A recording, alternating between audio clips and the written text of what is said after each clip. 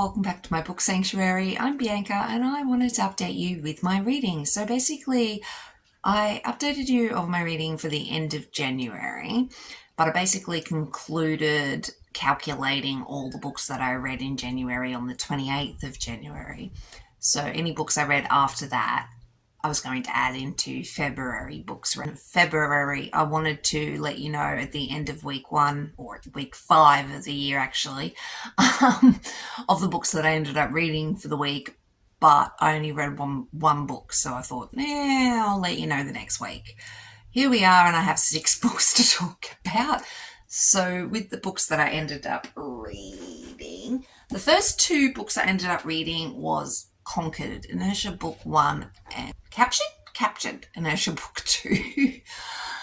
This is a fantasy. Why choose? Basically, she's the opposite of magic, more or less, and she's been given to the Lorem. So she's a slave. So keep in mind there is a lot of trigger warnings in this. Nothing on page in regards to her being sexually assaulted, but there's a lot of mention of it, and yeah, just check out her trigger warnings for this because it can be quite heavy. And basically Sophia can't speak and she's given to the Lorem and she's a slave, and she can sort of help out magic users before they sort of explode with too much magic in their systems. So she is inert. She's the opposite of magic. And so once they touch her, or in the past, not nice touching is, basically the way that these people control her. Anyway, she's given to the Lorem, and these 5 guys are completely different. They treat her like a human being. Huh? She's not used to that.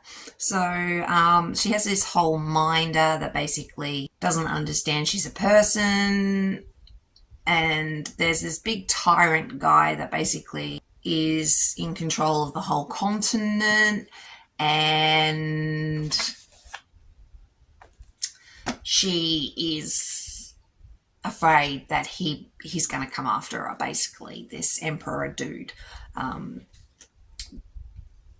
Because she suspects that she may be a true inert, someone who doesn't reach their limit. So yeah.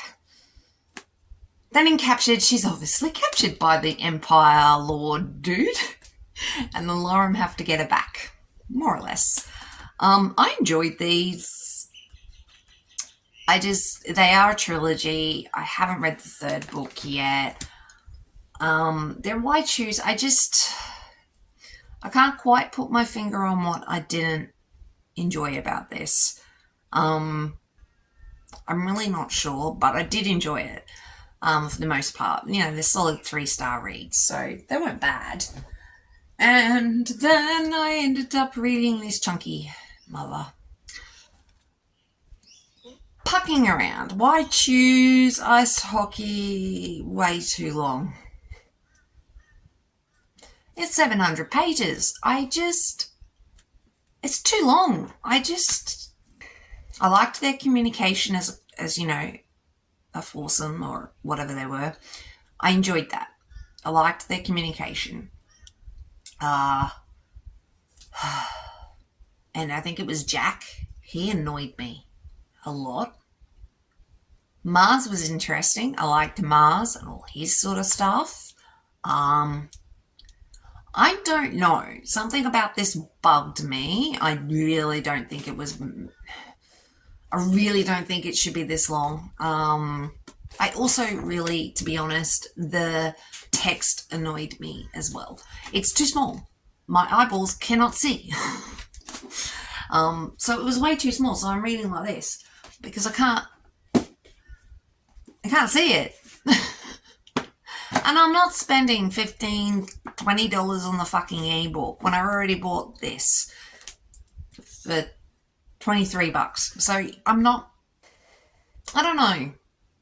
I just felt like this was way too long for what it was. I felt like it was a little bit annoying with Jack, and he's a bit of an immature, And but I did like their communication. I liked how they all communicated and how they were all going to move forward. But I just felt like some of the conflicts were a little bit petty. And did I mention I think it was way too long? And then I ended up reading The Enforcer by Avery Keelan. This one kind of bothered me. Nash and Violet broke up a few years ago and they're in college now, and he's like a hockey god and she's, I think, a medical student. And they're meant to be working together because she's some sort of trainer or something. But I really don't feel like I saw any of that. I think the reason why they sort of broke up, the reason why they broke up in the first place, I thought was a little weak.